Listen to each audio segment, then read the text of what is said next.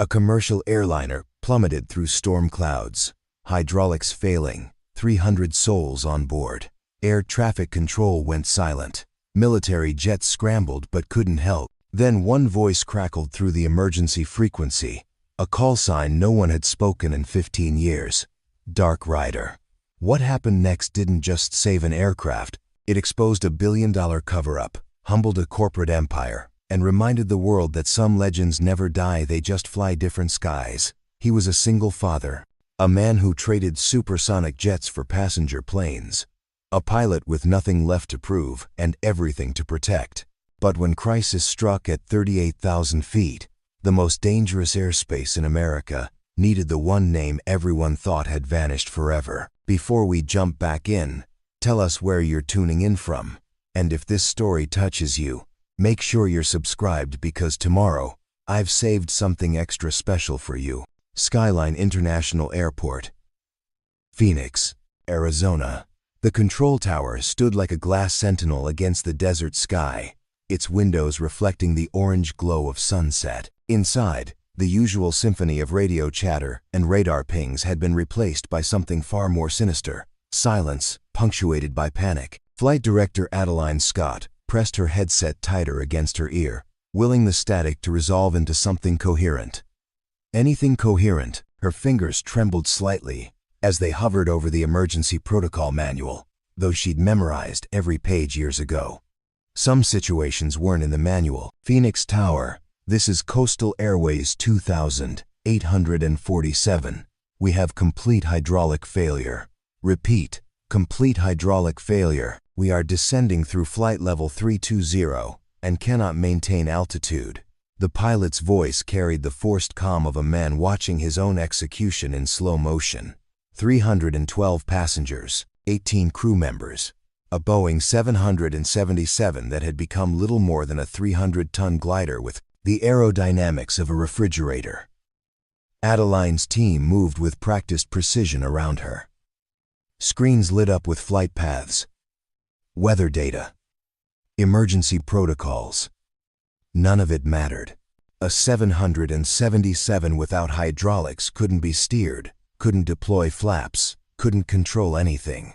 It could only fall, slowly and inevitably, toward the unforgiving Arizona desert below.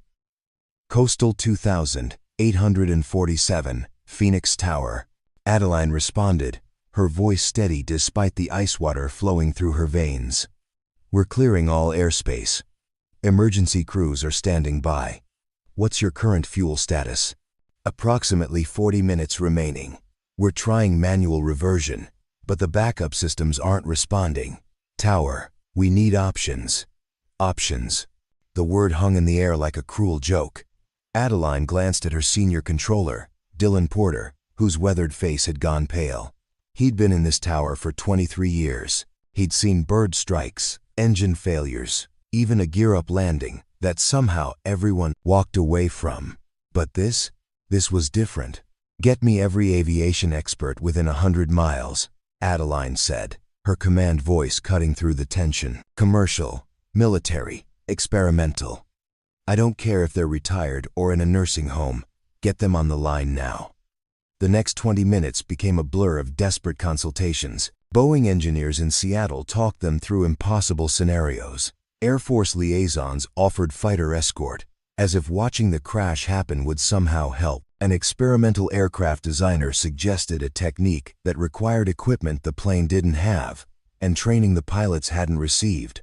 Nothing. Every expert, every protocol, every prayer led to the same conclusion. The aircraft was going to crash. The only question was where and how many people on the ground would die with the passengers. Adeline stood up, pacing the small space behind the control stations.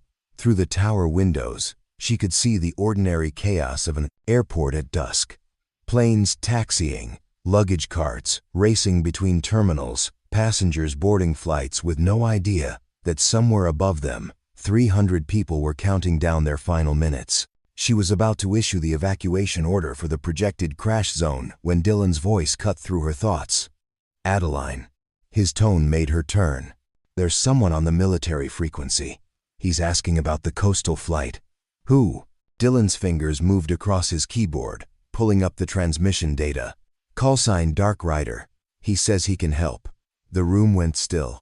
Several of the older controllers looked up sharply. Adeline saw something flicker across their faces that she couldn't quite identify. Recognition? Disbelief? Dark Rider? She repeated. That's not an active call sign. Run it through the database. Already did, Dylan said, his voice strange. It's flagged as inactive. Hasn't been used in 15 years. Last registered to a test pilot program that was classified and then shut down. Adeline grabbed the edge of the console. So someone's using a dead call sign to interfere with an emergency situation?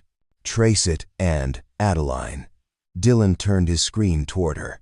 3 F-22 Raptors just diverted from Luke Air Force Base. They're requesting to escort Coastal 2847. And they specifically requested confirmation that Dark Rider is involved.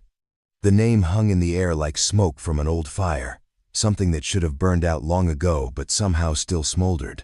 Adeline had been with the FAA for 12 years, had worked her way up from ground operations to flight director through sheer competence and an inability to accept the word impossible. But she'd never heard of Dark Rider, yet clearly others had. Get him on the line, she said quietly. Now. The radio crackled.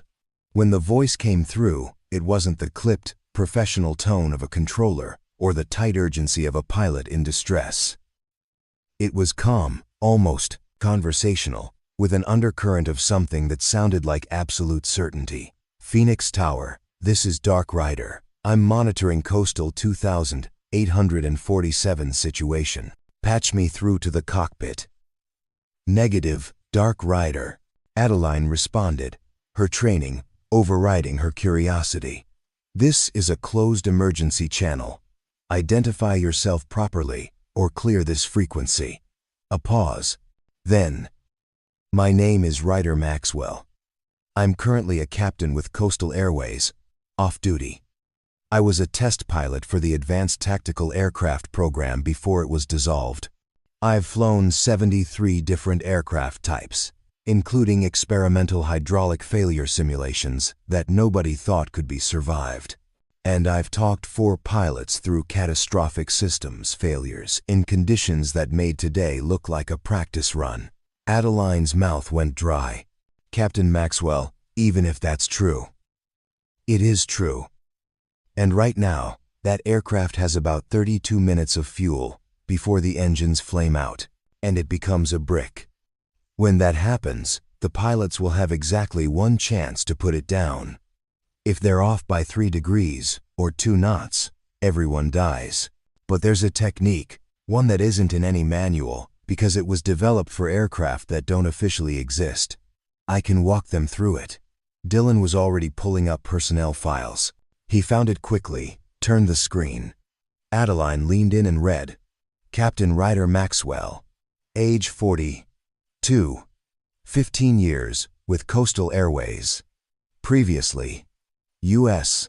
Air Force Test Pilot School, Advanced Systems Integration, Project Shadowhawk, classified, decorated, spotless record, and then a gap, a period where he'd simply vanished from military service and reappeared flying passenger routes between Phoenix and Seattle.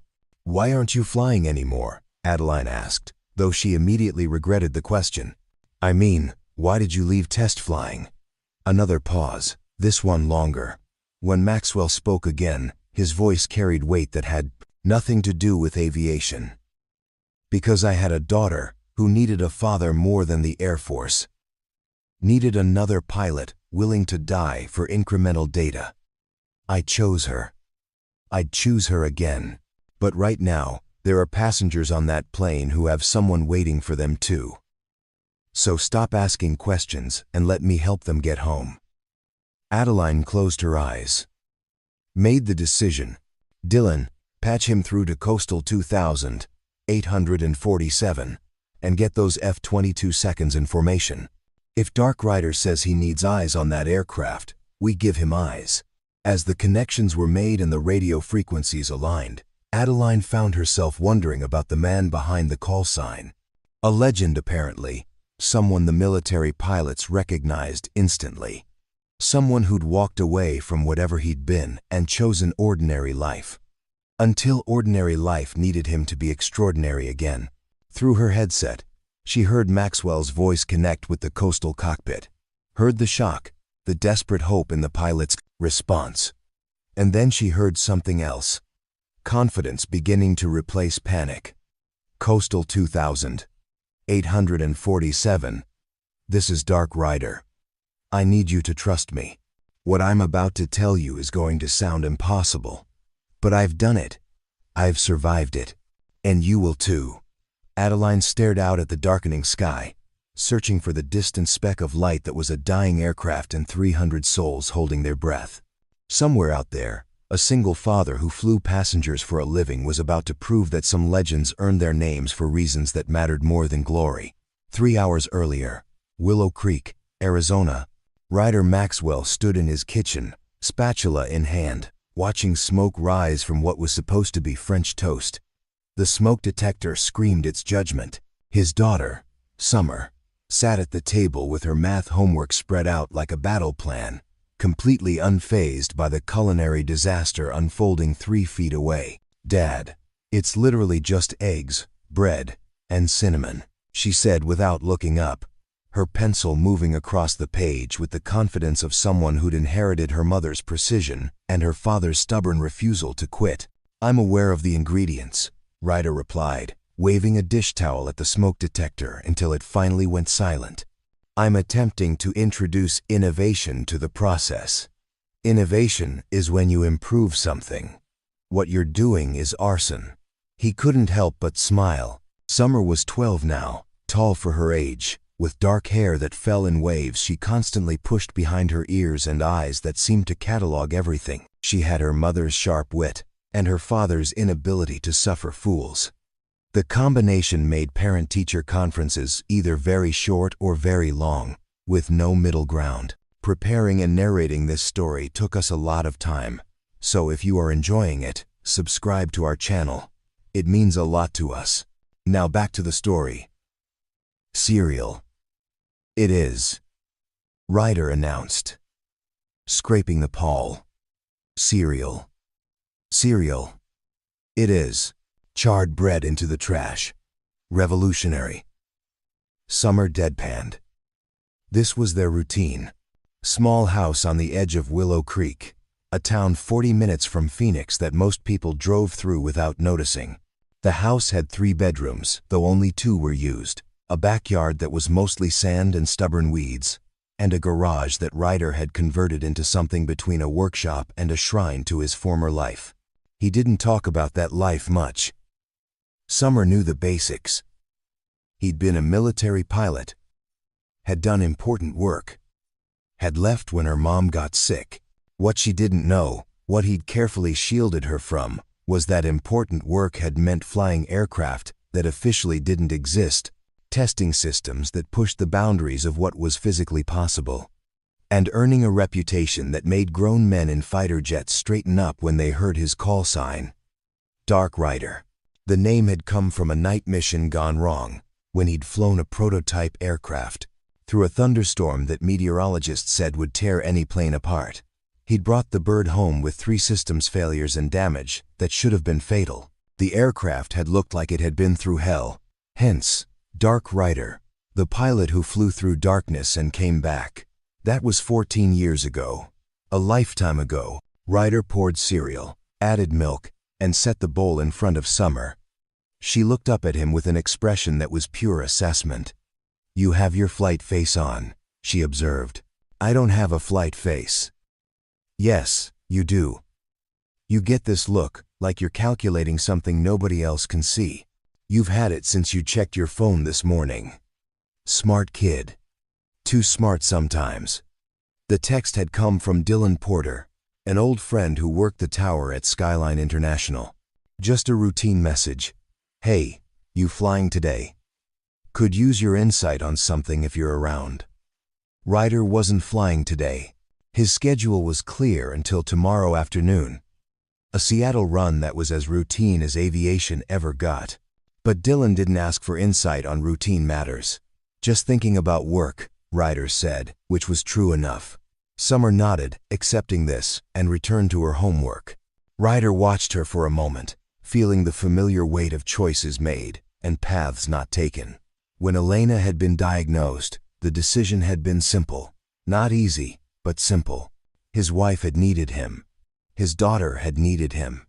And experimental test programs didn't accommodate family emergencies or extended leave, so he'd walked away, requested reassignment to commercial aviation, where the flights were predictable and the most dangerous thing you encountered was turbulence or a drunk passenger. He'd traded classified briefings for passenger manifests, aerial combat simulations for beverage service schedules.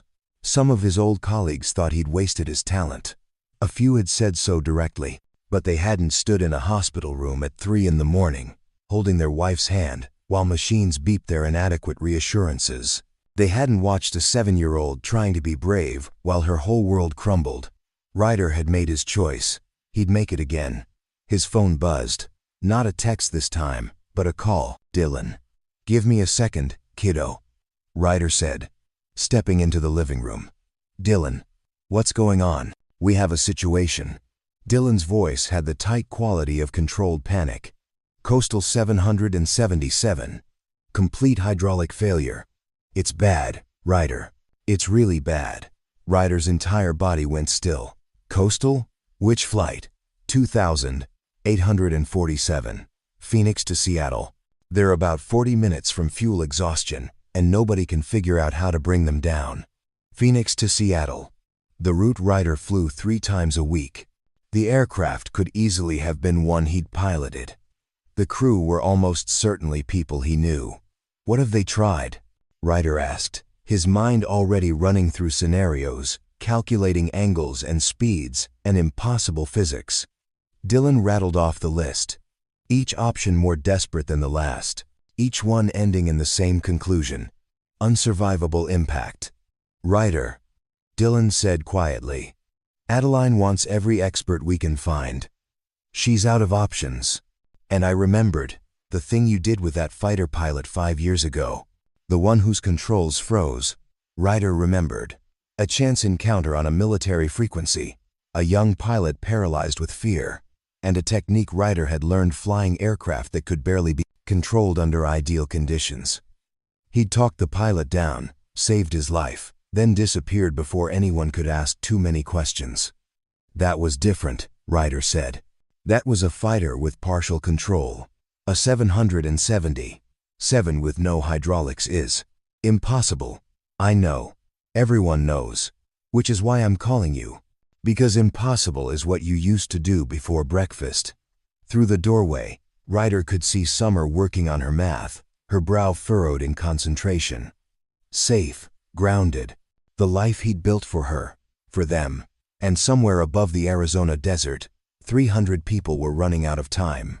"I need you to patch me through," Ryder heard himself say. "Military frequency, if you can. The F-22 seconds from Luke will want confirmation." "Confirmation of what?" "That Dark Rider is back." There was a sharp intake of breath on the other end. "Ryder, that call sign has been inactive for 15 years. I know. But those fighter pilots will know it. And if I'm going to do this, if I'm going to ask a commercial crew to trust me with 300 lives, I need them to know I'm not some random voice on the radio.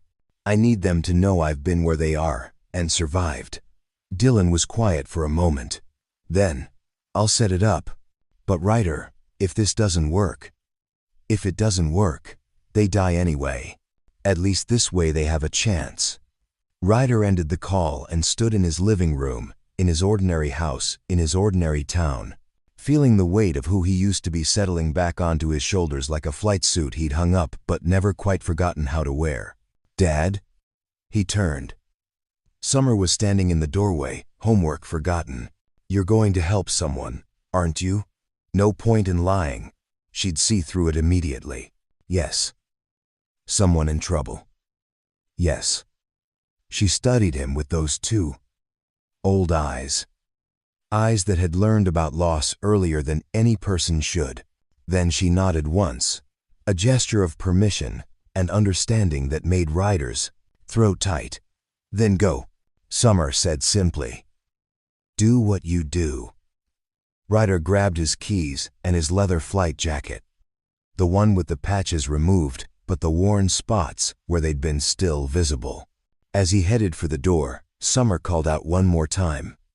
Dad, bring them home. I will, he promised.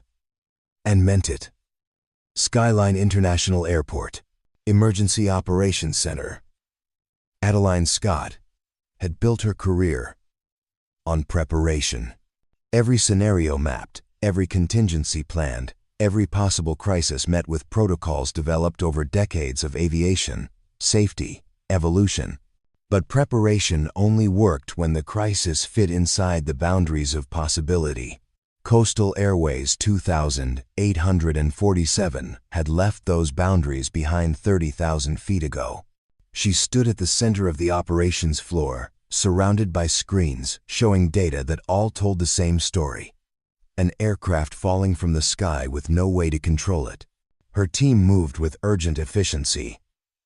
But she could see the edges of panic creeping in. The tight voices, the repeated checks of information they'd already verified. The glances toward her that asked the question nobody wanted to voice.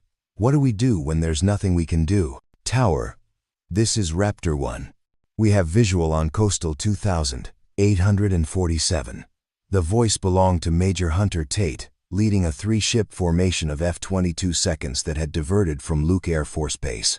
They'd arrived in minutes, flying formation around the dying commercial jet like honor guards at a funeral that hadn't happened yet. Raptor 1. Phoenix Tower, Adeline responded. What's your assessment? A pause. Then, aircraft appears intact. No visible damage to control surfaces, but she's descending at approximately 1,200 feet per minute, and the angle is increasing. Tower, they're running out of sky. Adeline closed her eyes briefly. 1,200 feet per minute. At their current altitude, that gave them perhaps 25 minutes before impact. 25 minutes to solve a problem that the best aviation minds had already declared unsolvable. Director Scott. Dylan appeared at her elbow, his expression strange, hopeful, and terrified in equal measure. Dark Rider is on frequency. He's ready to attempt contact with the cockpit. This better work, Dylan. Because if we're pinning 300 lives on some retired pilot's memory of classified programs. It's not just memory, Dylan interrupted, which was unusual enough that Adeline stopped. Ryder Maxwell didn't just fly experimental aircraft. He survived them.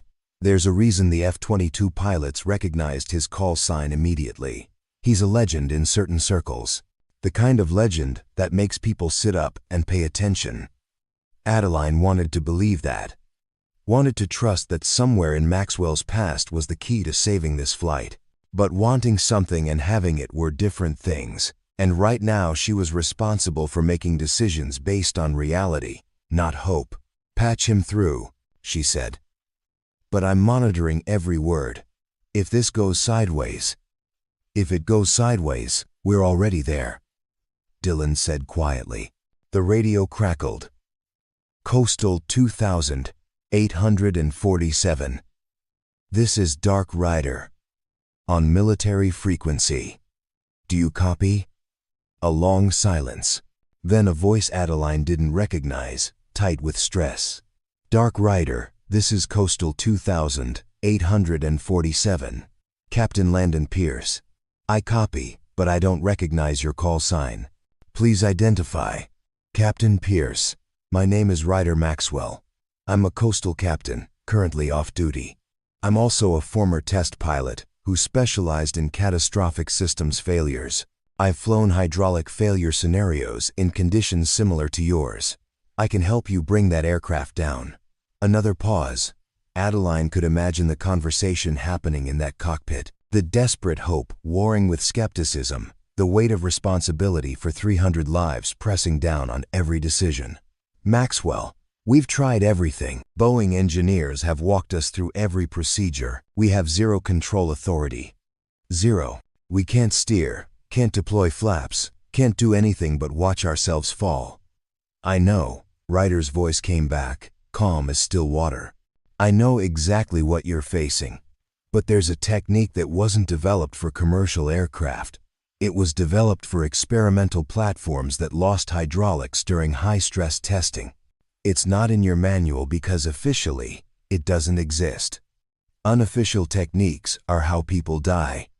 Pierce responded. But Adeline heard the thread of desperation underneath the pushback. Captain Pierce, Ryder said, his tone shifting to something firmer. People die when we accept the impossible instead of challenging it. You have approximately 23 minutes of fuel remaining. When those engines flame out, you lose the last bit of control you have. So you have two choices: accept that this aircraft is going to crash, or trust me when I tell you there's another way. Adeline found herself holding her breath. This was the moment. The point where crisis either found resolution or collapsed into tragedy. Raptor 1, this is Coastal 2847. Pierce's voice had changed. Decision made. Do you know Dark Rider? Major Tate's response was immediate. Affirmative, Coastal. Dark Rider is verified. He's legitimate. If he says he can get you down, I'd bet my wings on it. Coming from an F-22 pilot, that wasn't just an endorsement. It was a declaration of faith. All right, Dark Rider, Pierce said, and Adeline heard the shift, the mental transition from resigned victim to active participant. We're listening. What do you need? First, I need you to trust your instruments less and your instincts more. The aircraft is going to feel wrong. It's supposed to. Second, I need your first officer's name. Edith Walsh. Captain Pierce and First Officer Walsh. Here's what we're going to do. The technique relies on asymmetric thrust and gravity-assisted control. We're going to use your engines not for power, but for steering. It's going to be gentle, almost imperceptible adjustments. Too much and you'll spin. Too little and you won't turn. It requires feel, not calculation. Dark Rider, we're descending at 1,200 feet per minute. We don't have room for trial and error. You're not going to trial and error this, Captain. You're going to do exactly what I tell you. Exactly when I tell you. And before we start, I need you to understand something. What's that? Ryder's voice softened, became almost conversational. I have a daughter. She's 12. When I left for work this morning, she reminded me to pick up milk on the way home. That's the kind of ordinary day I'm trying to get back to. You have passengers on that aircraft with the same kind of ordinary days waiting for them. Someone's planning dinner. Someone's worried they'll miss their connection. Someone's counting down the minutes until they can hug their family. He paused. We're going to give them those moments back. All of them, because the alternative is unacceptable. In the operations center, the room had gone completely silent. Everyone had stopped what they were doing to listen. Adeline felt something shift in her chest, some cold knot of fear loosening just slightly. This wasn't just some pilot with forgotten techniques. This was someone who understood what was at stake in terms that had nothing to do with aviation and everything to do with being human. All right, Dark Rider, Captain Pierce said, and this time his voice carried something it hadn't before. Hope, tell us what to do. First, I need you to reduce thrust on engine 3 by exactly 7%. 7%? That's incredibly specific. It is, and it's the difference between controlled descent and an uncontrolled spin. Trust me, Captain. 7% on engine 3. Adeline watched her screens as the data began to change. The descent rate remained steady, but something else shifted. Some quality in the aircraft's attitude that the instruments couldn't quite capture, but she could sense. Dark Rider, we're showing a slight yaw to the left. Correct. That's what we want. Now, engine 1, reduce by 3%. Gently. This is where feel matters more than numbers. The minutes ticked past. Ryder's voice remained steady, calling adjustments in percentages and fractions that seemed impossibly precise. The coastal pilots responded with the kind of focused calm that came from having a lifeline to grab onto, however thin. Raptor 1, what's your assessment? Adeline asked quietly. Tower, I've seen some incredible flying in my career. Major Tate responded. This is something else. Dark Rider is literally steering a 777 with nothing but throttle adjustments. It shouldn't be possible. But it's working? It's working. They've reduced descent rate to 900 feet per minute, and they're tracking toward a stable approach path. I don't know how, but it's working. Adeline let out a breath she hadn't realized she'd been holding. But they weren't down yet. They had fuel for maybe 15 more minutes. And the most dangerous part was still ahead. The actual landing. With no flaps. No control surfaces. Nothing but engine thrust to guide 300 tons of aircraft onto a pleasant. A runway at speeds that would leave zero margin for error.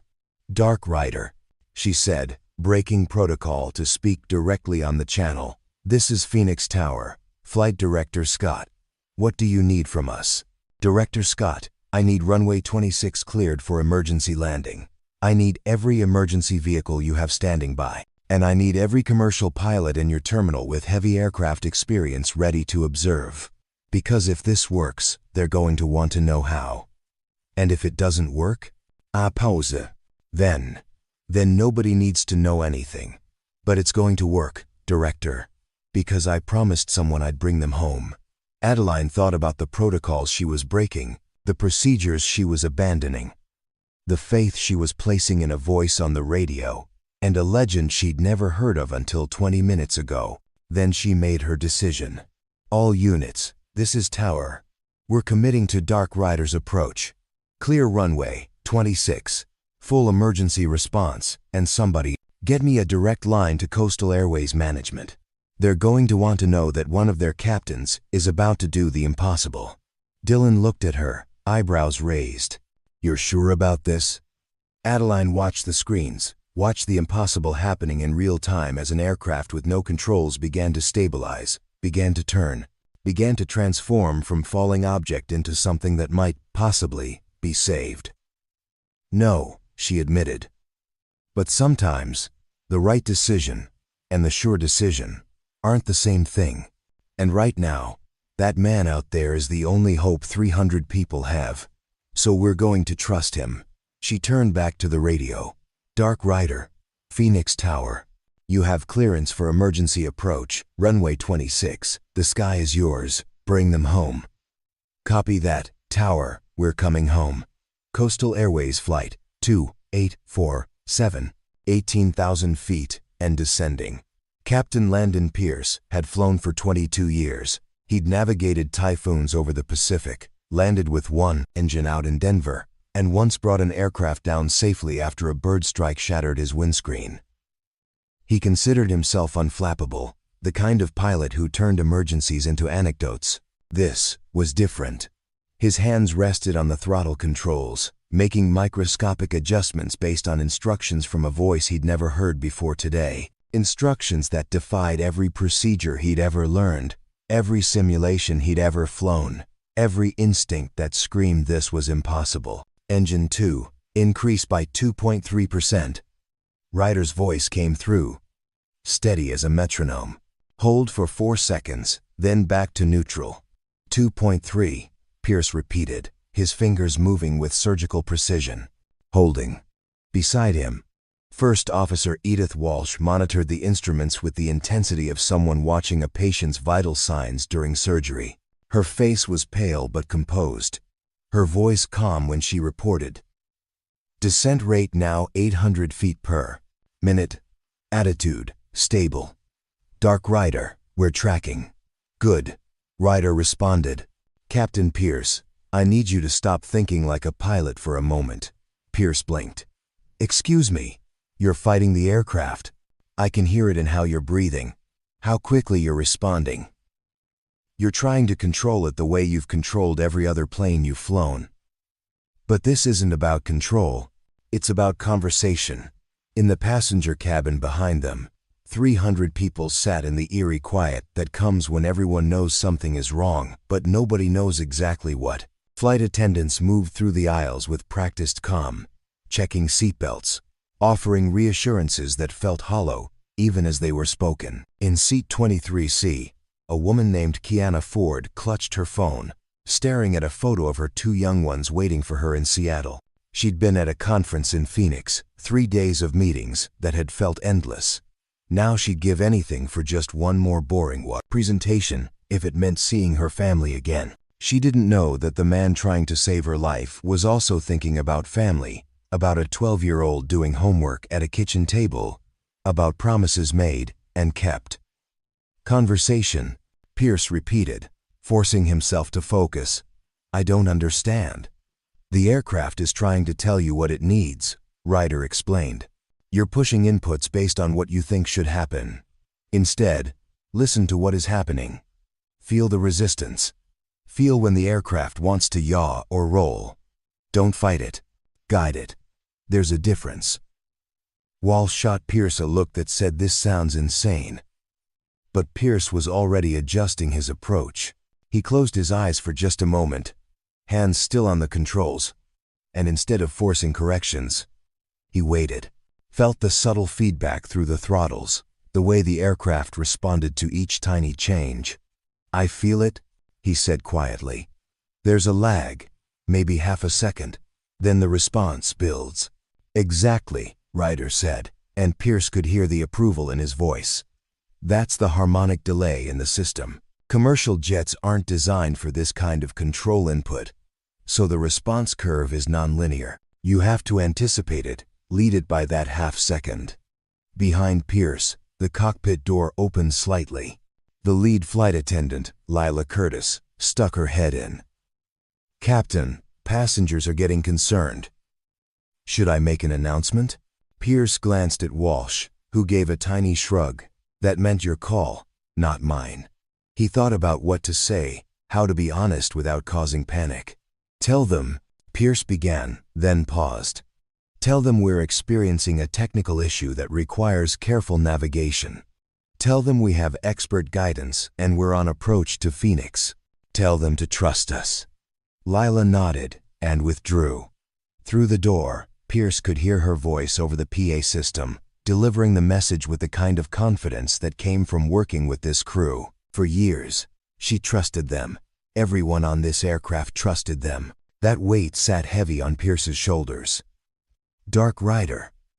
Walsh spoke up, her eyes on the fuel gauge. We have 11 minutes of fuel remaining. Is that enough? It's enough, if we commit to the approach now. Ryder replied. No second chances, no go-arounds. We put it down on the first attempt, or we're walking home. Pierce felt his stomach tighten. In normal operations, having fuel for a single approach attempt was standard. But nothing about this was standard. They'd be coming in fast, too fast for comfort, with no ability to abort if something went wrong. Raptor 1, Dark Ryder. Ryder's voice shifted to the military frequency. Major Tate, I need your eyes on the final approach. Call out any drift or angle deviation. Coastal's instruments are reliable, but I need confirmation from outside the aircraft. Copy that, Dark Ryder. Tate responded. We're with you all the way down. The F-22 seconds adjusted their formation, positioning themselves to provide maximum visibility of the commercial jet's approach. It was an unusual sight, fighter jets escorting a passenger plane. But then again, nothing about today was usual. Coastal 2847. This is Phoenix Tower. Adeline Scott's voice cut in. Runway is clear. Emergency services are in position. Wind is light and variable at 4 knots. You are cleared for emergency landing. Runway 26. Tower. Coastal 2847. Pierce acknowledged. Beginning final approach. But even as he spoke the words, doubt crept in. He was about to attempt something that had never been done with a commercial aircraft this size. The technique Ryder described existed only in classified test programs, proven on experimental aircraft built to survive the unsurvivable. A 777 was different, heavier, less responsive, designed for stability, not the kind of knife-edge maneuvering this approach demanded. "Dark Rider," Pierce said quietly, "I have to ask, have you ever actually landed an aircraft this size using this technique?" A pause, then, "No." Walsh's head snapped up. Pierce felt his throat go dry. "I've landed fighters," Ryder continued, his voice maddeningly calm. "I've landed experimental platforms. I've talked pilots through hydraulic failures in aircraft, ranging from single-engine props to heavy cargo transports. But a 777? No, this is new territory." "Then how do you know this will work?" Walsh demanded, her composure finally cracking just slightly. "Because the physics don't care about aircraft size," Ryder replied. "The principles are the same. Thrust vectoring, weight distribution, momentum management. What changes is the scale and the timing. But I've studied 777 performance data for 15 years. I know this aircraft. I know its limits. And more importantly, I know what it can do when pushed beyond what Boeing thought possible." Pierce made a decision, not based on logic or procedure or anything he'd learned in flight school, based on something simpler, the absolute certainty in Ryder Maxwell's voice, the voice of someone who'd been exactly where Pierce was now and survived. "All right, Dark Rider," Pierce said. "We're committed. Talk us down." Engine 3, reduced to 72%. Engine 1, increased to 86%. "Hold those settings." Pierce's hands moved. The aircraft responded, beginning a gentle bank toward the runway alignment. Through the windscreen, he could see Phoenix spread out below, a carpet of lights in the gathering dusk. Somewhere down there was the runway, a strip of concrete that suddenly seemed impossibly narrow. "Descent rate now 1,000 feet per minute." Walsh called out. "That's too fast. We're going to overshoot the threshold." "No, we're not," Ryder said. "Trust the numbers." At 3,000 feet, Engine 2 increases to 90%. "That'll slow us without losing the glide path." The numbers. Pierce focused on the numbers, on the tiny adjustments, on the feel of the aircraft responding to inputs it was never designed to receive. Sweat ran down his back, despite the cool cockpit air. 2,000 feet, Walsh announced. "Raptor 1, confirm alignment." Ryder requested. "Dark Rider, you're slightly left of centerline. Recommend right correction of 0.5 degrees. Coastal, Engine 4, increase by 1.2%. 3-second burst, then neutral." Pierce made the adjustment. The aircraft shuddered slightly, then steadied. Through the windscreen, the runway lights became visible, twin lines of white and red stretching into the distance. 1,000 feet. "We're hot. Speed 210 knots. Expected," Ryder said. "At 500 feet, all engines to 65% simultaneously. That's your flare, your only flare. The timing has to be exact." Pierce's hands hovered over the throttles. His entire career had led to this moment. Every hour of training, every flight, every decision. But none of it had prepared him for landing a crippled aircraft using nothing but engine thrust and the calm instructions of a man he'd never met. 500 feet, Walsh called, her voice tight. Pierce's hands moved, all 4 throttles pulled back in one smooth motion. The aircraft's nose came up slightly, responding to the reduced thrust. The descent rate slowed, but not enough. They were still coming down too fast. "Hold it," Ryder commanded. "Don't chase it. Let the momentum bleed off." 300 feet. 200. The runway rushed up to meet them. Emergency vehicles lined the taxiways, their lights painting the scene in red and blue. Pierce could see personnel standing at attention, watching history unfold. 100 feet. "Engines to idle," Ryder said. "Now." The throttles came back. For one terrible moment, the aircraft hung in the air, suspended between flight and catastrophe. Then the main gear kissed the runway with a chirp of rubber on concrete that was the most beautiful sound Pierce had ever heard. The nose gear came down. The aircraft rolled, speed bleeding off, still traveling fast but on the ground, gloriously on the ground. Coastal 2847, you are down.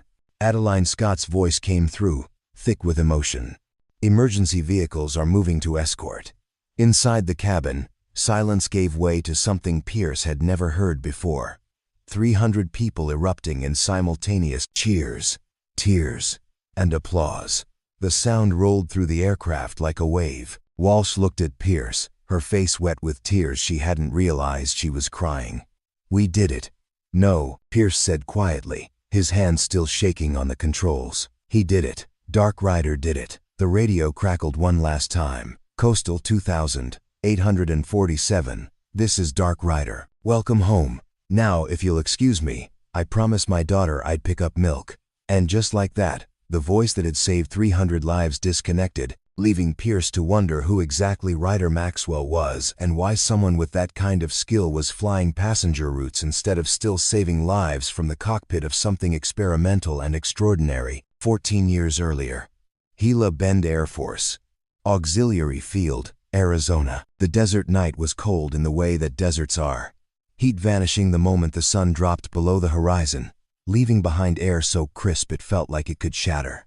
Lieutenant Ryder Maxwell stood beside an aircraft that didn't officially exist, running his hands along panels that would never appear in any public record. The aircraft designation was XF-47 Wraith, an experimental platform designed to test next-generation flight control systems. It looked like someone had taken a fighter jet and stripped away everything conventional, leaving behind something that seemed more like a sketch of an idea than an actual aircraft. You know this thing has a 73% failure rate, a voice said behind him. Ryder turned to find Major Cole Palmer approaching, clipboard in hand and skepticism written across his face. Palmer was the test program director, a man who'd flown more experimental aircraft than most pilots had logged total hours. I know, Ryder replied. I also know that every failure taught us something new about hydraulic redundancy and control authority. What it taught us is that this bird doesn't want to fly, Palmer said flatly. 3 test pilots have refused to take it up again. The program's being shut down next month. This is your last chance to prove the concept or walk away. Ryder looked back at the Wraith. In the hangar lights, it looked predatory, dangerous, beautiful. I'll fly her, he said simply. Palmer studied him for a long moment. You have a family now, don't you? I heard you got married last year. Elena, she's a structural engineer at Boeing, and you're about to climb into an aircraft that's more likely to kill you than complete a successful test flight. Does she know?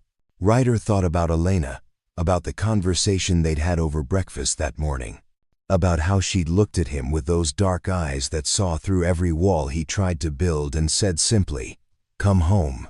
Whatever happens up there, just come home." She knows, Ryder said. She also knows this is what I do, who I am.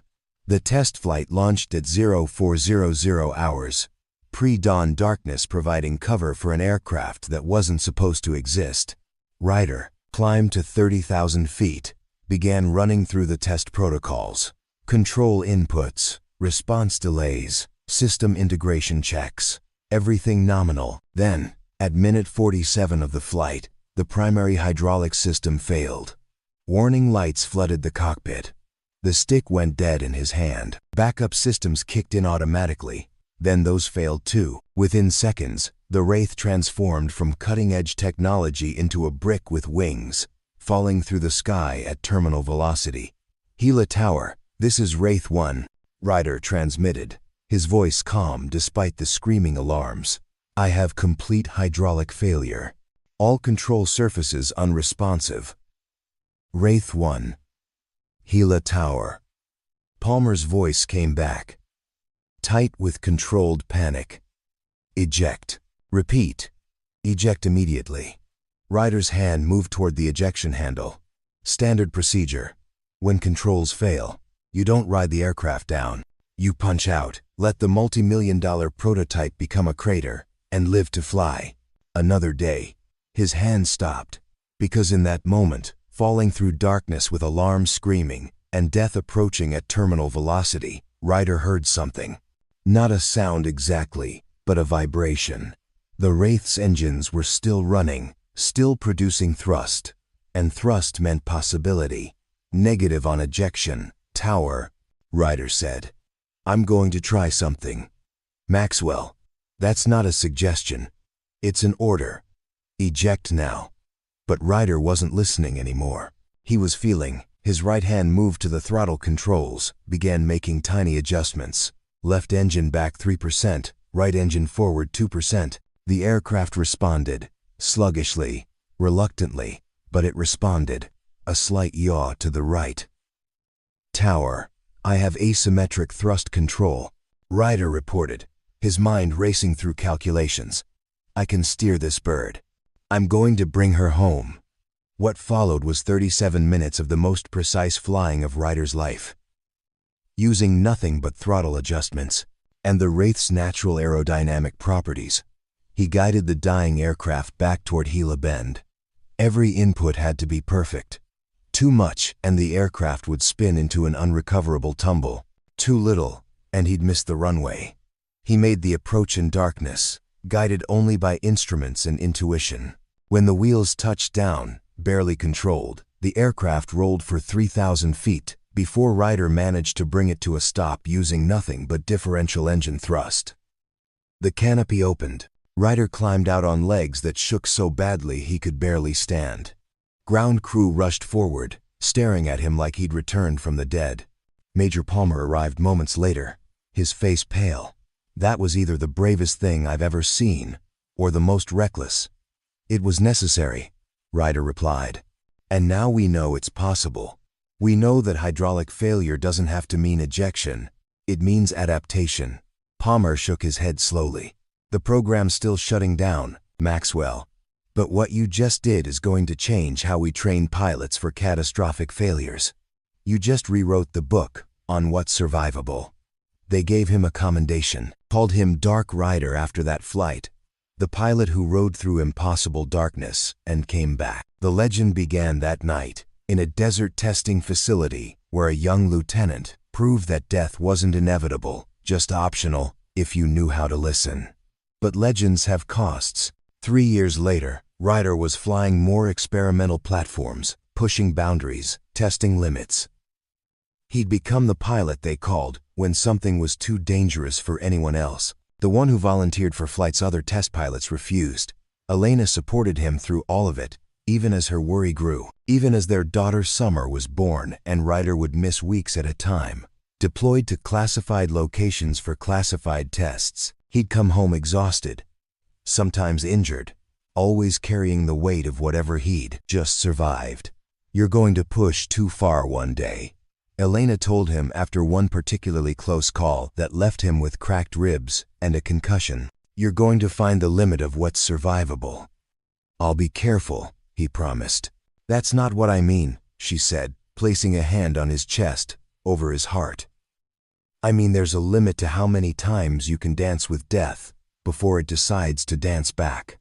And when that day comes, Summer and I won't be able to follow where you go. He'd held her then, promised he'd always come home, promised that nothing was more important than them. The universe has a way of testing promises. Elena collapsed during a routine morning in their kitchen. One moment she was pouring coffee, the next she was on the floor, unconscious. The ambulance arrived within minutes. The doctors worked with desperate efficiency, but the blood clot had already done its damage. She died on a Tuesday, while Ryder was 3,000 miles away, preparing for a test flight he'd never complete. By the time he got the call, by the time he made it to the hospital, she was already gone. Summer was 7 years old enough to understand that Mommy wasn't coming home. Not old enough to understand why. Ryder stood in the hospital corridor, still wearing his flight suit, and felt something inside him break in a way that no aircraft ever had. Elena had worried about him dying in some experimental crash, some test gone wrong. Instead, she'd been taken by something mundane, unspectacular, unstoppable. The Air Force offered condolences, offered time off, offered counseling. What they didn't offer was a way to be both the pilot Dark Rider and the father Summer needed. So Ryder made a choice. He walked away from the experimental programs, from the classified briefings, from the aircraft that pushed boundaries of what was possible. He requested transfer to commercial aviation, where flights were scheduled, where he'd be home every night, where the most dangerous thing he'd face would be weather delays. His colleagues thought he was wasting his talent. His commanders tried to change his mind, but Ryder had already made peace with his decision. "I've spent years proving what's survivable," he told Major Palmer during his exit interview. "Now I need to prove I can just survive." For her, Palmer understood. He signed the papers without argument.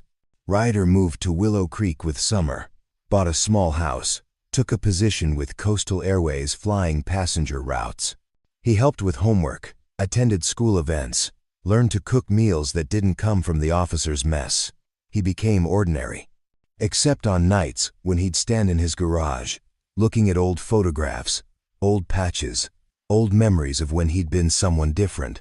On those nights, Summer would find him there, would take his hand without saying anything, and lead him back inside where ordinary life waited. "Do you miss it?" she asked him once, when she was 10 and starting to understand what he'd given up. Ryder thought about experimental aircraft and impossible flights, and the razor's edge between triumph and disaster. Then he looked at his daughter, healthy and whole, and here. "Not even a little bit," he said, and meant it. Until a voice on the radio asked for help. Until 300 lives needed what only he could give. Until the universe reminded him that some skills, once learned, never quite leave you alone. Phoenix Metropolitan Aviation Safety Board. 3 days after the landing, Adeline Scott sat in a conference room that smelled of recycled air and stale coffee, facing 5 board members whose expressions ranged from skeptical to openly hostile. On the table between them lay 3 inches of documentation related to Coastal Airways, Flight 2847, every detail of the hydraulic failure, the emergency landing, and the unconventional technique that had saved 300 lives. "Let me make sure I understand correctly," Board Chairman Anthony White said, his voice carrying the weight of 30 years in aviation oversight. "You authorized an off-duty pilot, one with no current certification in emergency protocols, to direct the cockpit crew of a catastrophically damaged aircraft using techniques that appear nowhere in any approved manual." "That's correct," Adeline replied evenly. "And you did this without consulting Boeing engineering, without approval from the airline's operations center, without following any of the established protocols for in-flight emergencies." "Also correct." White leaned back, exchanged glances with his fellow board members. "Director Scott, you do realize that what you're describing is not heroism. It's a catastrophic breach of protocol that could have resulted in the deaths of everyone on that aircraft." "Could have," Adeline said quietly. "But didn't, because sometimes protocol is a map, and sometimes it's a cage. On that day, we needed someone who knew how to fly without the map." Board member Madeline Brooks, a former airline CEO, leaned forward. "The question before this board isn't whether the landing was successful. Clearly it was. The question is whether that success justifies the abandonment of every safety standard we've built over decades of aviation evolution." "With respect," Adeline replied, "our safety standards assumed that hydraulic failure meant ejection or crash. Those standards didn't account for someone like Ryder Maxwell existing. They didn't account for techniques developed in classified programs that most of us don't have clearance to know about." "Classified programs," White repeated, his tone making clear what he thought of that justification. "So we're simply supposed to trust that this Dark Rider character knew what he was doing based on secret testing that can't be verified." The 300 passengers who walked away from that aircraft verified it. Adeline shot back, her patience finally fraying. The cockpit voice recording verified it. The F-22 pilots who witnessed it verified it. At what point does successful outcome trump procedural purity? Before White could respond, the conference room door opened. A woman in a severe business suit entered, followed by two men carrying briefcases that practically screamed legal department. "My apologies for the interruption," the woman said, though her tone suggested she wasn't sorry at all. "I'm Scylla Harmon, General Counsel for Coastal Airways. These gentlemen represent Boeing Corporation and the Aircraft Manufacturers Insurance Consortium." Adeline felt her stomach drop. This had just stopped being an inquiry and become something much more dangerous. Harmon took a seat at the table uninvited. "We've been reviewing the incident data, and several concerning elements have emerged. Elements that go beyond procedural questions and into the realm of potential liability." "What kind of liability?" White asked, suddenly looking less confident. One of the Boeing representatives, a thin man with wire-rimmed glasses, opened his briefcase and withdrew a tablet. "Our engineering analysis of the hydraulic failure shows something unusual. The system didn't fail catastrophically, as would be expected from mechanical stress or material fatigue. It failed systematically, as if multiple redundant components gave out simultaneously." Adeline leaned forward. "What are you saying?" "I'm saying," the man continued, "that the failure pattern is consistent with either extraordinarily bad luck or deliberate sabotage.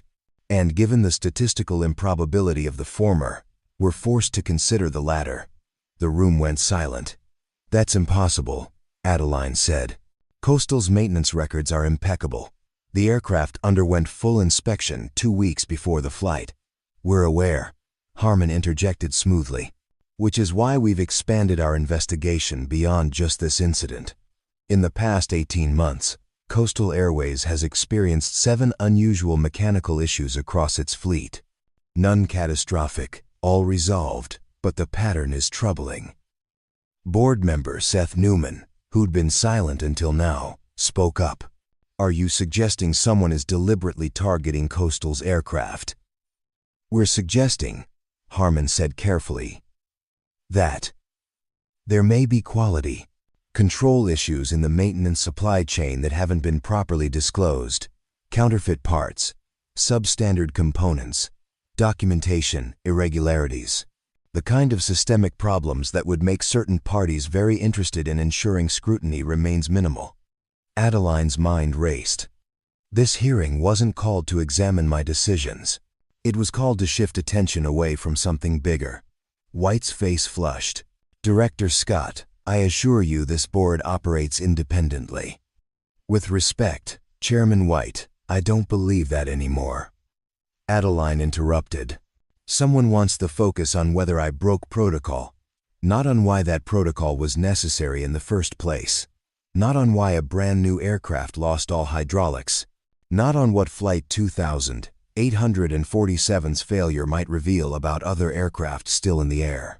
Harmon's expression remained neutral, but something flickered in her eyes. "Calculation, perhaps, or reassessment. If you're accusing this board of this impropriety," White began, "I'm accusing someone of caring more about liability exposure than about preventing the next failure," Adeline said, her voice rising. "And I'm stating for the record that Ryder Maxwell saved 300 lives using skills that revealed a gap in our safety protocols big enough to fly a 777 through. Instead of attacking him or me, maybe we should be asking why those skills were necessary and what else we're missing." The Boeing representative cleared his throat. "Director Scott raises valid points. However, our concern is that publicizing the technique used in the landing could encourage untrained pilots to attempt similar maneuvers in situations where they're inappropriate. The risk of copycat incidents is less than the risk of pilots not knowing this is possible." Adeline interrupted. "You want to bury this because it's inconvenient, because it raises questions about aircraft design and maintenance protocols and supply chain integrity. But those Questions don't go away just because you intimidate a safety board into silence. Harmon stood slowly. This meeting is clearly becoming unproductive. We'll be filing formal recommendations with the FAA regarding Director Scott's fitness for duty and pursuing alternative venues for addressing these matters. She gestured to her companions, and they began gathering their materials. As they moved toward the door, Adeline called out, "Miss Harmon, one more question." The lawyer paused. "When you bury this investigation, when you shift blame and threaten careers and make the whole incident disappear into legal settlements and non-disclosure agreements, what are you going to tell the passengers on the next flight that goes down? The one that could have been saved if pilots knew what Ryder Maxwell knows. What are you going to tell their families?" Harmon's face remained expressionless. "I'm going to tell them that aviation safety requires complex balancing of risk, liability, and public confidence. And sometimes, Director Scott, the greater good requires difficult choices." She left without waiting for a response. The board members sat in uncomfortable silence. Finally, White spoke, his voice tired. "Director Scott, you're suspended pending further review. You'll surrender your credentials and security access immediately." Adeline stood, removed her ID badge, and placed it on the table with deliberate care. "Chairman White, I've dedicated my career to keeping people safe. If that career ends because I chose lives over procedures, I can live with that. Can you?" She walked out without looking back. In the parking garage, Adeline sat in her car for a long moment, hands gripping the steering wheel, trying to process what had just happened. Her phone buzzed. A text from Dylan Porter, "They're coming after you hard. What do you need?" She stared at the message, then typed a reply. "I need Ryder Maxwell. And I need to know who's really behind this before they bury us both." Because Flight 2847 hadn't been saved just to become a cautionary tale about breaking rules. It had been saved because someone remembered that rules serve people, not the other way around. And if powerful interests wanted that lesson forgotten, Adeline was going to make damn sure it was learned instead. Even if it cost her everything. Federal Aviation Administration Headquarters, Washington, D.C. 2 weeks later, the hearing room was designed to intimidate. High ceilings, dark wood paneling, rows of seats filled with reporters, aviation executives, and government officials. At the center sat a panel of 7 FAA administrators, their faces carefully neutral as they reviewed the case that had consumed aviation circles for the past 14 days. Ryder Maxwell sat at the witness table, wearing a suit that felt foreign after years of flight uniforms and casual clothes. Beside him sat Adeline Scott, her own career hanging in balance. They'd both been subpoenaed to explain their actions on the day Flight 2847 nearly became a statistic. Administrator Parker Drake gavelled the session to order. "This hearing will examine the events of November 12th, specifically the decision-making process that led to unauthorized individuals providing flight instruction during a declared emergency. Captain Maxwell, you're under oath. Please state your qualifications."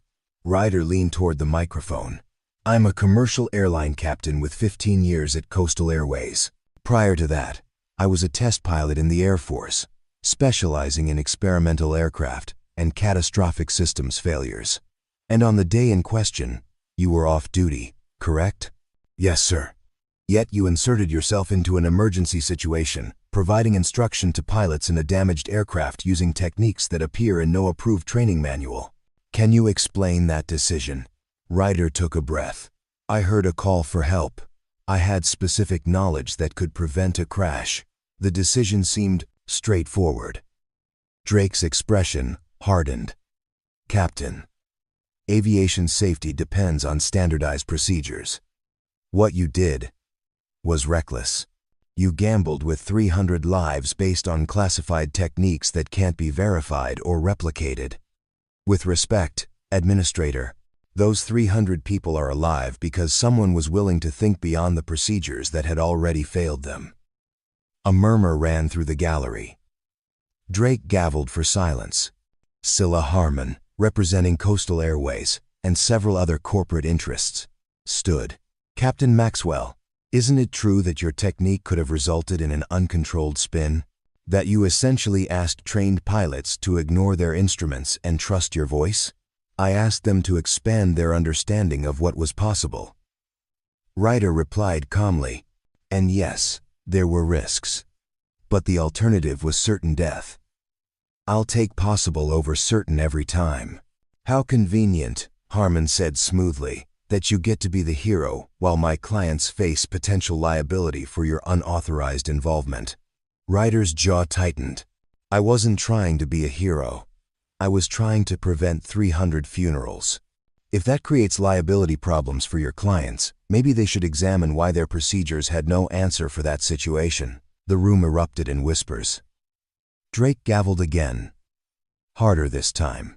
Captain Maxwell, this hearing will determine whether charges should be filed against you for interference with flight operations. Director Scott, your suspension will become permanent dismissal unless you can justify your flagrant disregard for established protocols. Does either of you have anything to add before we adjourn for deliberation? Adeline stood slowly. Administrator Drake, I've spent 12 years following every protocol, every procedure, every rule designed to keep people safe. On November 12th, I learned that sometimes safety requires courage more than compliance. If this board wants to punish that lesson, go ahead. But don't pretend you're serving the public interest. Drake's face flushed. This board serves aviation safety, Director Scott, not individual egos or dramatic gestures. Then serve it, Adeline shot back. Investigate why that hydraulic failure happened. Examine the maintenance records. Ask the hard questions about supply chains and quality control. Because Flight 2847 wasn't saved by procedures. It was saved despite them. And until you acknowledge that gap, you're just protecting the system instead of the people it's supposed to serve. The hearing room fell silent. Drake stared at Adeline, then at Ryder, his expression unreadable. Finally, he spoke, his voice cold. This hearing is adjourned. The board will deliver its findings within 48 hours. As the room cleared, Ryder turned to Adeline. That could have gone better. Or worse, she replied. At least we said what needed saying. Even if it costs us everything. Adeline managed a tight smile. Especially then. The call came at midnight. Ryder almost didn't answer, but something about the persistence of the ringing made him pick up. Captain Maxwell? The voice was unfamiliar, professional, with an edge of urgency. Speaking. My name is Alec Jennings. I'm a senior engineer at Titan Aerospace Systems. We manufacture hydraulic components for commercial aircraft, including the ones on Flight 2847. I need to meet with you immediately. Ryder sat up, suddenly alert. Why? Because what happened to that aircraft wasn't an accident, and the people responsible are about to make sure you take the fall for exposing their negligence. They met at an all-night diner on the outskirts of Phoenix, the kind of place where nobody asked questions, and the coffee was strong enough to strip paint. Jennings arrived carrying a worn messenger bag, his eyes darting nervously around the empty restaurant. He slipped into the booth across from Ryder and immediately pulled out a tablet. I've been with Titan for 18 years. I've watched quality standards erode, watched cost-cutting measures replace safety protocols, watched documentation get falsified to meet delivery schedules. I kept quiet because I had a family, a mortgage, a career. But after Flight 2847, I can't stay silent anymore. What are you showing me? Ryder asked, looking at the screen. Manufacturing records for the hydraulic system on your flight. See these serial numbers? They don't match the specifications Boeing approved. These are counterfeit components, cheaper materials that test fine under normal conditions but fail under sustained stress. Titan's been using them for 3 years, across multiple aircraft types. Ryder felt ice water run through his veins. How many aircraft? At least 40 in active service, maybe more. The records are deliberately obscured to avoid oversight. Why are you telling me this? Jennings looked up, his face haggard. Because they're going to crucify you and Director Scott to protect themselves. They've already started the narrative. Reckless pilot, negligent supervisor, dramatic rescue that shouldn't have been necessary if proper procedures were followed. Nobody's asking why the procedures failed. Nobody's examining the real cause. Until now, Ryder said quietly. Until now, Jennings agreed. I'm willing to testify. I have documentation, internal communications, quality control reports that were buried. But I need protection. The moment this goes public, I'm done in this industry. Ryder studied the engineer across from him. Saw the fear, yes, but also the determination. The same quality he'd seen in Adeline when she'd authorized his involvement despite the risks to her own career. There's someone you need to meet, Ryder said, pulling out his phone. 20 minutes later, Adeline arrived. Jennings laid out everything again, this time with more detail, more documentation, more damning evidence of systematic fraud that had put thousands of passengers at risk. This changes everything, Adeline said, her eyes scanning the data. With this evidence, we're not defending our actions anymore. We're prosecuting theirs. It won't be easy, Jennings warned. Titan has connections at every level of the industry. They've survived audits before by burying whistleblowers. Then we make sure this one can't be buried, Ryder said. He looked at Adeline. We need someone with credibility they can't dismiss. Someone the aviation community respects absolutely. Adeline nodded slowly, understanding. We need Captain Landon Pierce. Pierce had been avoiding media attention since the landing, following airline policy, about discussing ongoing investigations. But when Ryder and Adeline showed up at his home with Jennings's evidence, he listened. And when they finished, his response was immediate. When do we testify? The FAA hearing reconvenes in 36 hours, Adeline said. Pierce stood up, his expression grim but determined. Then, we have 36 hours to make sure they can't ignore this. Captain Maxwell saved my life and the lives of my passengers. The least I can do is help him save his career and expose the people who nearly killed us all. As they left Pierce's home, Ryder felt something shift. They weren't just defending themselves anymore. They were going on offense. And with Pierce and Jennings backing them up, they had the ammunition they needed to turn the hearing from an inquisition into an indictment. You ready for this? Adeline asked as they walked to their cars. Ryder thought about summer, about the life he'd built after leaving the test program, about the choice between safety and truth. Then he thought about 40 aircraft still flying with counterfeit parts, about passengers who didn't know they were at risk. More ready than they are, he replied. The reconvened hearing had a different energy entirely. The gallery was packed, and news cameras lined the back wall. Administrator Drake looked decidedly less comfortable as he called the session to order. Before we proceed with findings, Drake began. I understand. There are additional witnesses requesting to testify. That's correct, Adeline said, standing. We call Captain Landon Pierce. Pierce took the witness table with the calm authority of someone who'd faced worse than bureaucratic intimidation. He was sworn in and began his testimony. On November 12th, I was piloting an aircraft that had lost all hydraulic control. Every procedure I knew said I was going to die along with 300 passengers. Then I heard a voice, someone who understood what I was facing because he'd survived it himself. Captain Maxwell didn't just save my aircraft. He gave me a reason to believe the impossible was survivable. Drake interrupted. Captain Pierce, we acknowledge the successful outcome. The question is whether proper protocols were followed. Proper protocols, Pierce repeated, his voice hardening. Administrator, your proper protocols had no answer for what happened to my aircraft. If Director Scott had followed those protocols, if Captain Maxwell had stayed silent, we'd be investigating a crash site instead of questioning the people who prevented one. Is that really the precedent you want to set? Before Drake could respond, Adeline stood again. We have one more witness, Alec Jennings, senior engineer, At Titan Aerospace Systems. The corporate lawyers in the room suddenly sat up straighter. Scylla Harmon's face went pale. Jennings approached the witness table, his hands shaking slightly but his voice steady as he began to testify. He laid out everything. The counterfeit parts, the falsified documentation, the systematic fraud that had put dozens of aircraft at risk. Flight 2847's hydraulic failure wasn't a fluke, Jennings concluded.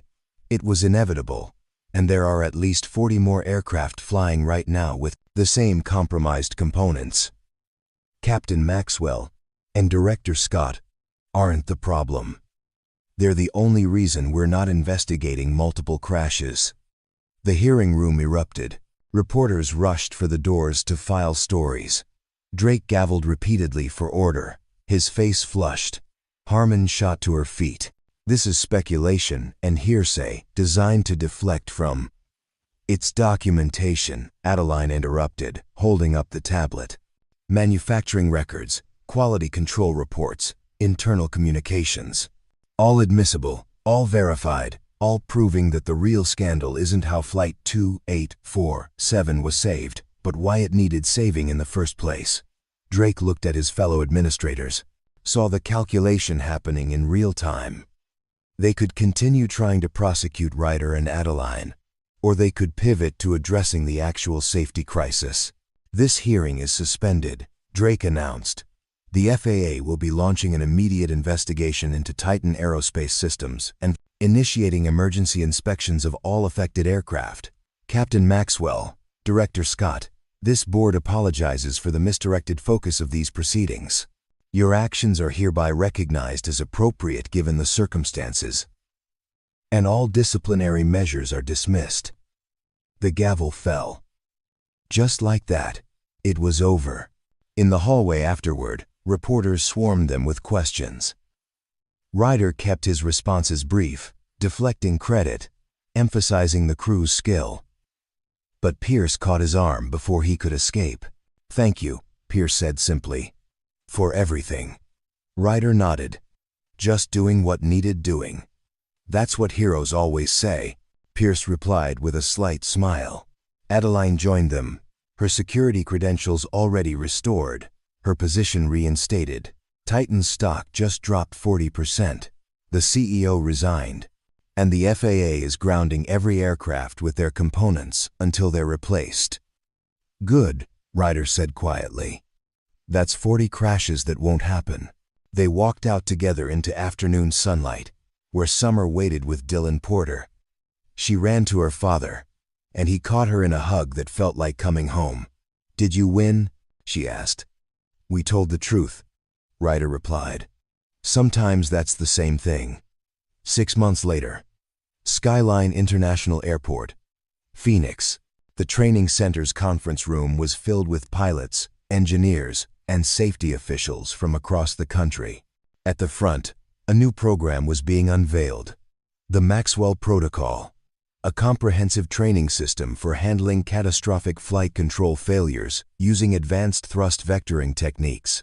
Ryder stood at the podium, uncomfortable with the attention but committed to the mission. Behind him, a screen showed the data from Flight 2847's landing, broken down into teachable moments. "This isn't about me," Ryder said to the assembled crowd.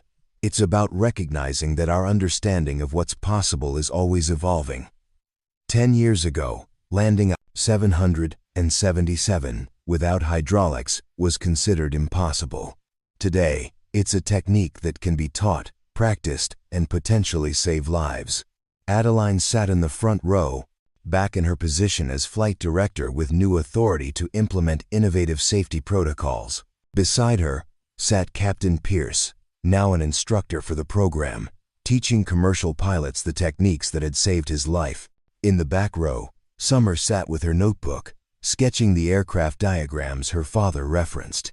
She was 13 now, talking about aerospace engineering for college, inspired by a father who'd shown her that heroism wasn't about seeking glory, but about doing what needed doing when nobody else could. After the presentation, a young pilot approached Ryder nervously. "Captain Maxwell, I just want to say, what you did inspired me." Made me remember why I wanted to fly in the first place." Ryder smiled. "Then take that inspiration and be ready. Because the next emergency won't announce itself. It'll just happen. And when it does, someone will need you to be the voice that says impossible is negotiable." As the crowd dispersed, Adeline joined him. Not bad for someone who just wanted to fly passenger routes and stay under the radar. "Yeah, well," Ryder replied, "turns out the radar finds you whether you want it or not." Any regrets? He thought about the quiet life he'd built, about the careful distance he'd maintained from his past. Then, he thought about 300 people who'd gone home to their families, about 40 aircraft that had been made safe, about a program that would prepare future pilots for the unthinkable. "Not one," he said.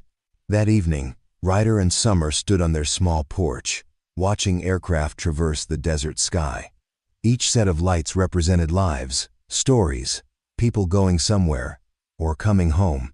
"Dad," Summer said quietly, "can I ask you something? Always. When you were up there, talking that pilot through the landing, were you scared?" Ryder considered lying, giving her the hero's answer. Then he remembered Elena's voice. "Honesty. Always. Terrified," he admitted. "Because I knew if I was wrong, if my technique didn't work, a lot of people would die, including people I cared about who flew that same route. But you did it anyway. Because being scared of failure is natural. Letting that fear stop you from trying is the real failure." Summer nodded, processing this. Then she leaned against him, and they stood together in comfortable silence, watching the sky. Inside, Ryder's phone buzzed with a message from Dylan. "Another airline wants to implement your protocol. They're calling you the architect of impossible solutions." Ryder smiled and pocketed the phone. He wasn't an architect. He was just a pilot who'd learned to listen when machines spoke, who'd remembered that rules serve people rather than the other way around, and who'd chosen to show up when someone needed help. In the end, that was enough. Above them, Coastal Airways 777 passed overhead, its lights blinking steadily against the darkening sky. Somewhere inside, passengers read, slept, or gazed out windows, completely unaware that the techniques keeping them safe had been born from crisis, refined through courage, and shared because one man remembered that legends aren't built on silence. They're built on speaking up when it matters most. And as Ryder Maxwell stood with his daughter under the vast Arizona sky, watching aircraft trace paths through gathering stars, he knew he'd made the right choice. Not just once, 14 years ago when he'd walked away from test flying, but again, on the day he'd picked up the radio and reminded the world that Dark Ryder had never really left. He'd just been waiting for someone to need him. And when they had, he'd answered. Just like he always would. 3 years later, National Air and Space Museum, Washington, D.C. The ceremony was smaller than Ryder had expected, more intimate. A select group of aviation professionals, safety officials, and family members gathered in the museum's main hall, surrounded by aircraft that had made history. Above them hung legendary machines. The Wright Flyer, the Spirit of Street Louis, spacecraft that had touched other worlds. And now, in a glass case near the entrance, a detailed model of Coastal Airways Flight 2847, accompanied by a plaque that read, "In recognition of innovation in crisis, courage in uncertainty," and the reminder that human wisdom will always be aviation's most essential instrument. Ryder stood with Summer, who was now 16, and had just been accepted to MIT's aerospace engineering program. She'd grown tall, confident, carrying herself with the same quiet determination her father had always embodied. "They made a pretty big deal out of what you did," she observed, studying the display. "They made a big deal out of what we all did," Ryder corrected. Pierce, Adeline, Jennings, even the passengers who stayed calm when everything went wrong.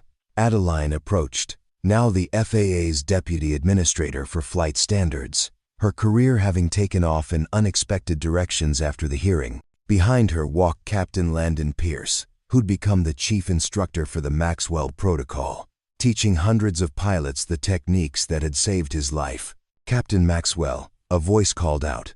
A young woman in a pilot's uniform approached, her face bright with nervous energy. "I'm First Officer Lily Daniels. I just wanted to say thank you. I used your technique last month when we had a partial hydraulic failure over the Atlantic. It wasn't as severe as Flight 2847, but knowing the principles, understanding what was possible, it made all the difference." Ryder shook her hand. "You made the difference. The technique is just a tool. You were the one who had the courage to use it." As she walked away, Summer smiled. "You're terrible at taking compliments. I'm excellent at deflecting them," he corrected. The ceremony began. Officials spoke about safety innovations, about the lives saved not just on Flight 2847 but on subsequent flights where pilots had applied the Maxwell Protocol. They announced a new scholarship fund in Elena's name for aspiring aerospace engineers, particularly those who'd lost parents. When Ryder was called to speak, he kept it brief. 3 years ago, I picked up a radio because someone needed help. That's not heroism. That's just being human. What matters isn't that one flight was saved. What matters is that we learned from it, shared that knowledge, and refused to accept that impossible means inevitable. Aviation is safer today, not because of what I did, but because people chose to listen, to learn, and to challenge assumptions." He paused, looking out at the crowd. "My wife used to say that the bravest thing anyone can do is show up when they're needed. So if you take anything from this, take that. Show up. When someone needs help, when the system fails, when everyone else says it can't be done, show up anyway. Because that's how impossible becomes possible." The applause was warm but not overwhelming, exactly how Ryder preferred it. Afterward, as they walked through the museum, Summer stopped in front of a display about test pilots, about the early days of experimental aviation when every flight was a leap into the unknown. "Dad," she said quietly, "do you ever miss it? The experimental flying, the edge of possibility stuff." Ryder looked at the old photographs, at younger versions of himself in flight suits, standing beside aircraft that pushed boundaries. Then he looked at his daughter, brilliant and alive, and about to write her own chapter in aviation history. "Not even a little," he said. "Because the most important thing I ever did wasn't flying experimental aircraft or saving one flight. It was choosing to be here, with you, for all the ordinary moments that matter more than any extraordinary ones." Summer linked her arm through his. "You know I'm going to study flight control systems, right? Probably going to make some breakthrough that makes your technique look like ancient history." "Good," Ryder said with a smile. "Someone should." They walked out into the afternoon sunlight, where Adeline and Pierce were waiting. The four of them, bound together by crisis and courage, by choices made and lives saved. Above them, an aircraft traced a white line across the blue sky, its path straight and true. And somewhere on that flight, passengers read books, watched movies, slept peacefully, completely unaware that the techniques keeping them safe had been born from a single father's refusal to accept impossible as an answer. Dark Ryder had flown his last mission years ago, but the light he'd brought to the darkness continued to guide others home. And that, Ryder knew, was the only legacy that truly mattered. Up next, you've got 2 more standout stories right on your screen. If this one hit the mark, you won't want to pass these up. Just click and check them out, and don't forget to subscribe and turn on the notification bell so you don't miss any upload from us.